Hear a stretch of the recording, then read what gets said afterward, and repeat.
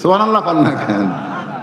আলী বলে, ফাতেমা কোরআন তেলাওয়াত বাদ দিয়ে, যাতা কোরআন বাদ দিয়ে তুমি দৌড়ে এসে আমার কপালে চুমা দিলা, কারণ কি? ফাতেমা বলতে, স্বামী গো, আপনি কি জানেন না, স্বামী যখন বইয়ের কাছে আছে তখন বইয়ের জন্য দুনিয়ার সমস্ত কাজ কাম আল্লাহ হারাম করে দেয়, একটা মাত্র কাজই হলো স্বামীকে খুশি করা। সুবহানাল্লাহ কর না কেন? জীবনে পাননি তো, এরকম দৃশ্য দেখেননি তো, সুবহানাল্লাহ কবেন কোত্থেকে?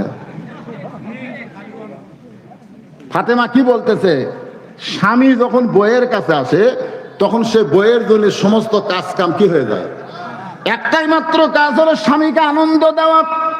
আমার মায়েরা যারা পর্দার অন্তর আছেন, একটু মনোযোগ দিবেন, স্বামীর মনে কষ্ট দিবেন না, স্বামীকে শান্তি দিবেন। রাসূল বলেছেন, আল্লাহর পরে কাউকে যদি সেজদা দেওয়ার হুকুম থাকতো তাহলে প্রত্যেকটা বউকে বলা হতো তোমার স্বামীর পায়ে সেজদা করো। এই কথার দ্বারা রাসূল বুঝাইলেন